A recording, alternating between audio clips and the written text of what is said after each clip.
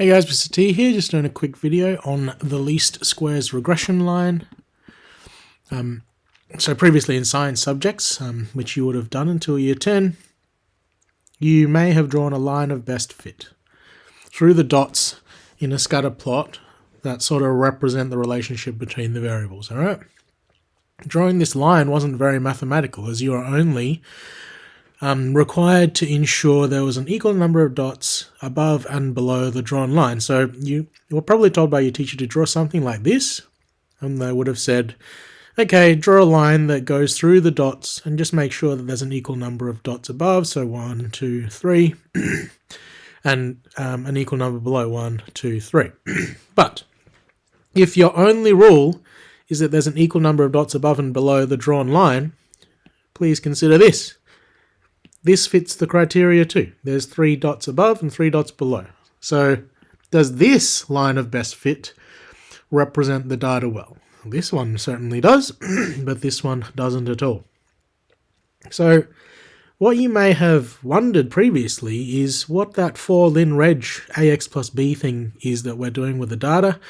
In our subject previously, what we've been doing with the calculator is the function 4 lin reg ax plus b, which looks at the data you entered into stat1 edit. It looks at these dots, and it runs a linear regression through the data. This means it's generating a straight line through that data that minimizes the distances between the line and all the data points at the same time. So it fits a blue line, it's not a blue line, it fits a line of best fit many thousands, hundred, I don't know, however many times it takes to decide what blue line is going to be as close as possible vertically to all of these dots at the same time, right? That's not something that you could ever do by hand, but the calculator does it for you. So therefore, this 4 lin reg ax plus b mathematically is finding the line of best fit and tells you its equation. So the formal name for the line of best fit is the least squares regression line, and that probably explains to you why this says lin reg ax plus b, because you're finding the linear regression line. So how do we draw the least squares regression line?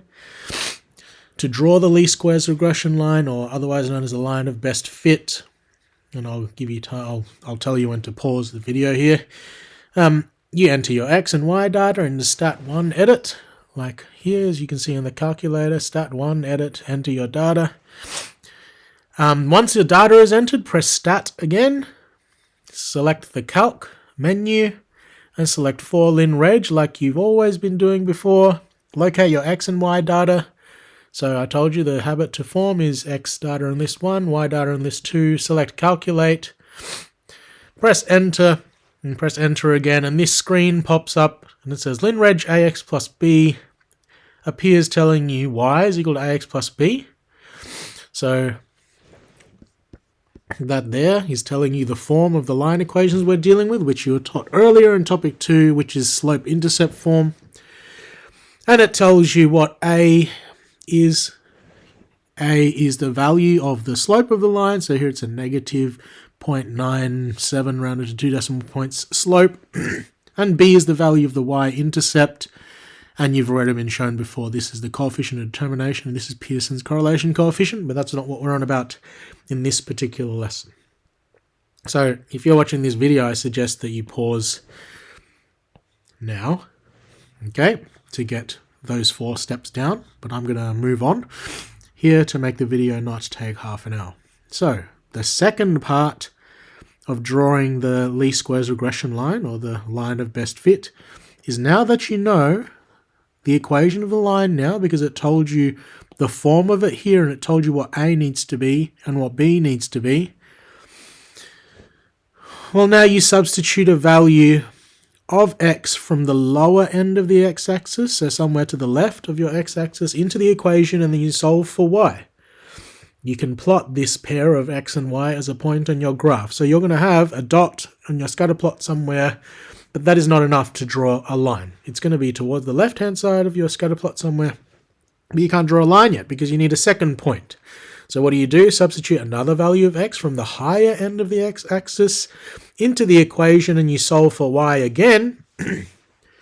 And then you plot this x and y pair as a point on your graph. Now you have 2 points, one on the left side of the scatter plot, one on the right side of the scatter plot. So now you can connect those dots as your line of best fit. This represents the least squares regression line. So I'll give you some time by pausing the video there. Not in this video I'm recording though, because I'll continue on, so the video is not half an hour long. Okay, so pause at those the stars. So let's do an example. 6 cars were left in the sun. The time duration and the temperature inside them at the end was recorded. So the time, they left this car there for 50 minutes and it got up to 47 degrees. They left this car for 5 minutes, it got up to 28, etc., etc. Might as well decide right now which is the independent variable. The independent variable, the one that causes change in the other, is going to be the time. That's going to determine how hot the car is. The car's heat is not going to force it to be there for a longer time. Okay, so it's that way. This is the independent variable. This is the dependent variable. Draw a scatter plot for the data. So 50, 47, time duration 50, 50 and 40, 45, 46, 47, around about there. 5 and 28, 5 and 28, 25. I'm going to cross these off because I told you in the last lesson that's a good tactic so you don't miss anything. 25 and 36, 25, 36, 40 and 42,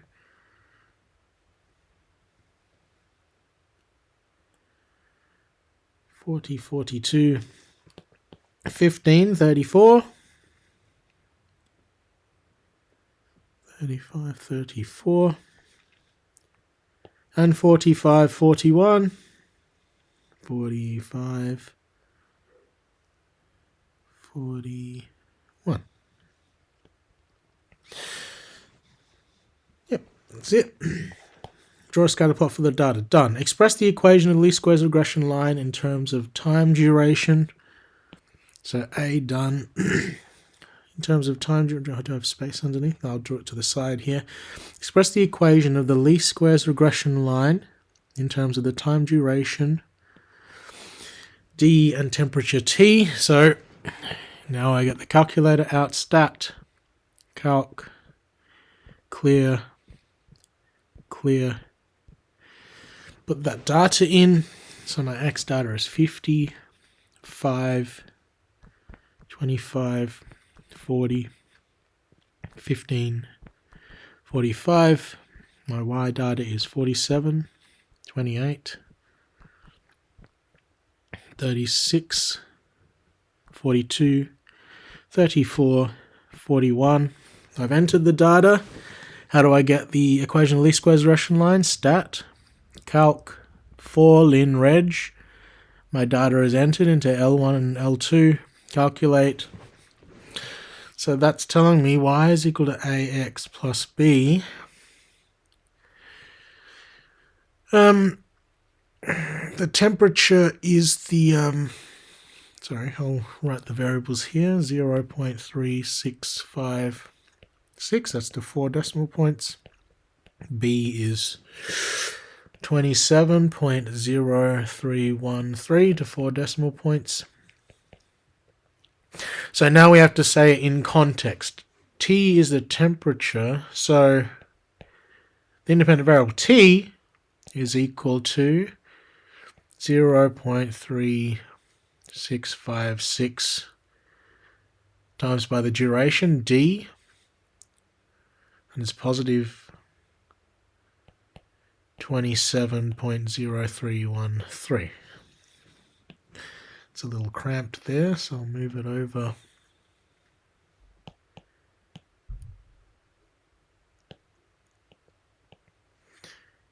Here, that's your answer.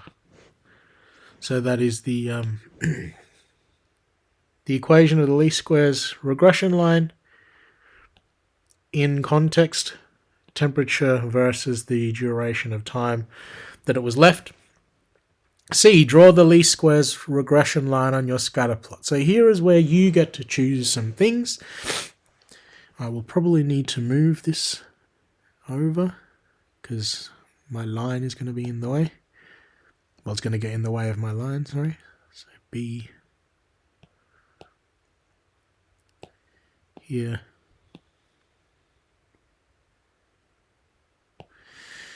Alright, drawing the least squares regression line. So I'm going to have a bunch of space here. There's going to be space dedicated to this in your test paper, so don't worry about that. I'm just, for the purpose of the video, I have to do it all on the graph.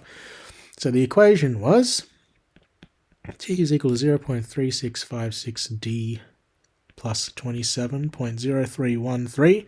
Now if I look back, what do? Substitute a value of x from the low end of the x-axis, substitute a value from the high end of the x-axis, solve for y. So let's do a low end one. I don't have any data point for 10, so I'll put 10 in because it's on the low end. So t, when the time was 10, is going to be 0.3656 times by 10 plus 27.0313. Calculated time, 0.3656 times by 10 plus 27.0313. That's 30.6873. So my first dot is at time t 30.68, so just slightly above 30. That's my first dot. Substitute a second x that's on the higher end. I've got a data point for 50.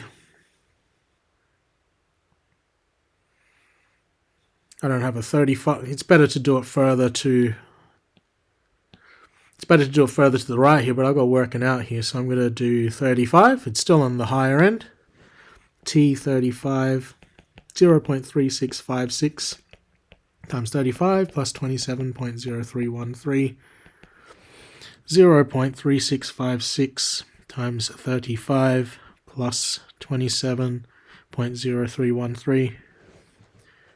39.8273. So when it's at 35, the line of best fit is saying 39 points, so really close to 40. And now I can draw a line between those two.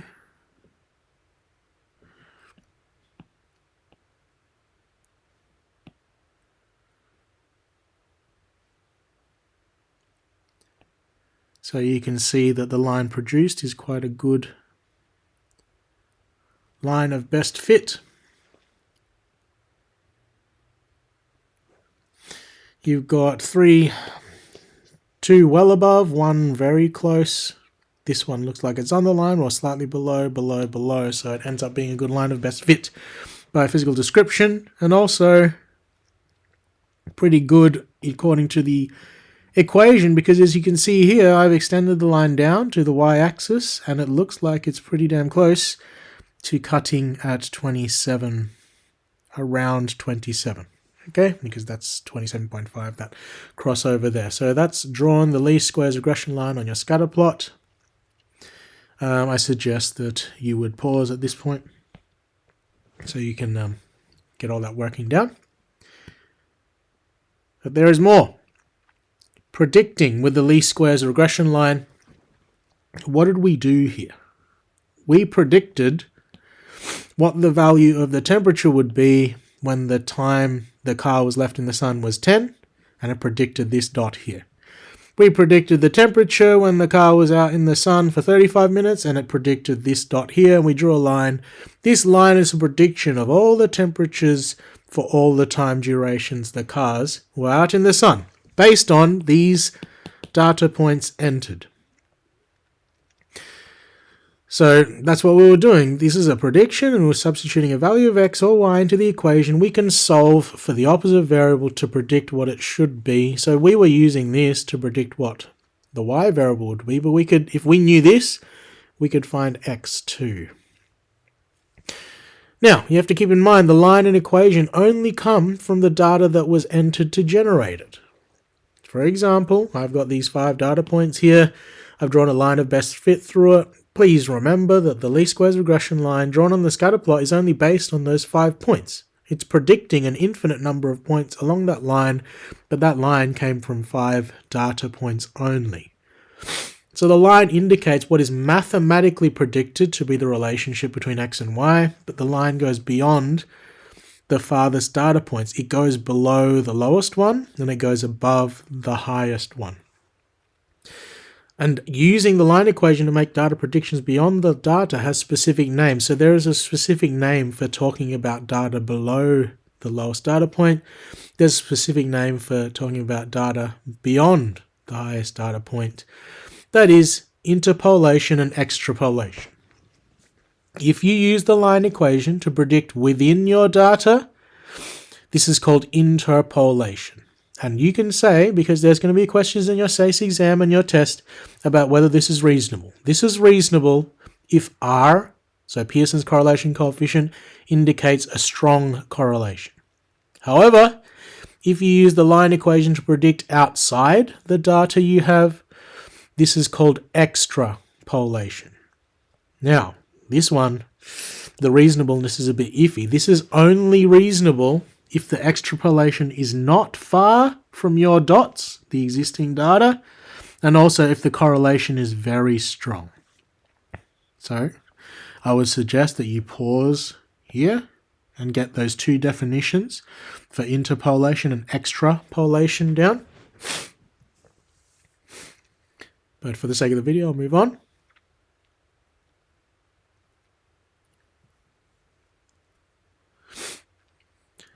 So this is a quick diagram of what interpolation and extrapolation is. I think the definitions cover it well enough, but if you can't imagine that, this is an illustration of it. These are my data points that were used to decide or draw this line of best fit. Notice that the last data point horizontally is placed there, and the first data point is horizontally placed there. If I use the line of best fit to predict anything beyond the last data point or below the first data point, that is called extrapolation, because I'm going beyond. I'm going outside. Whereas if I'm using the line of best fit to predict information within the last data point and the first data point, that's called interpolation, because I'm within my data that exists. Okay? So I would suggest, if you like that graph, you might pause there and get that. So let's do another example using the same 6 cars. So in your notes, I suggest that you add this to the previous example where you did A, B, and C. What does Pearson's correlation coefficient indicate about the relationship between time duration and temperature of the cars? Well, I've still got that data in the calculator, so if I find the Lin Reg again, Pearson's is 0.9728 to 4 decimal points. So this is a very strong. It was linear, but that's not, you're not told that in Pearson's. It's a very strong and a positive, because R is a positive number, very strong positive correlation between time and temp of the cars. What does the slope of the least squares regression line mean in context? The slope, A, was 0.3656 to 4 decimal points. Now remember, the slope from topic 2, slope, is equal to the y step over the x step. So this, even though this is a decimal, that is 0.3656 over 1, What was X? X was minutes. What was Y? The temperature. So temp, time. So this is telling you, therefore, temp rises 0.3656 degrees per minute of time. So that is explaining what that 0.3656 slope is in context of the question. Use the equation of the least squares regression line to estimate the temperature of car left for 20 minutes. So my equation was T equals 0.3656 D plus 27.0313. I want to predict when it's there for 20 minutes. So T20, 0.3656 times 20 plus 27.0313 equals, calculator, 0.3656 times 20 plus 27.0313. That's 34.34 degrees to 2 decimal points. That's the predicted temperature from 20 minutes. Use the equation, of the least squares regression line to estimate the time a car would need to be left to reach 60 degrees. So now I know the temperature, 60, is equal to 0.3656 D for duration 27.0313. I want to find D, so I need to get rid of everything around D in reverse BEDMAS order. So the opposite of adding 27.0313 is taking it. 60 minus 27.0313 is equals 0.3656 D. 60 minus 27.0313. That's 32.9687 equals 0.3656 D. I'm multiplying D by 0.3656, so to get rid of, I divide. That's going to cancel. 32 divided by 0.3656. The duration is going to be 90.18 to 2 decimal points minutes. And 60 is quite hot, so that sort of makes sense. Comment on the reliability of the estimates in F and G. F was at 20 minutes, and my data in the previous example went from 5 to 50. So that was an interpolation, and it was a very strong correlation. So estimate in F was interpolation with a strong correlation. So it is reliable. I can trust that guess.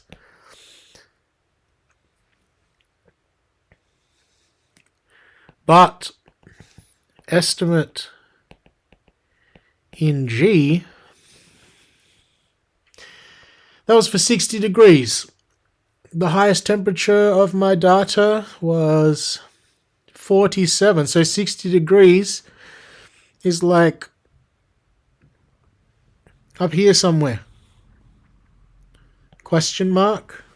My line goes nowhere near that. Is that a very way out there guess? Yes, it's way beyond the highest temperature that I have or the longest duration of time that I have. So that is an extrapolation. Was extrapolation. It was far from the existing data.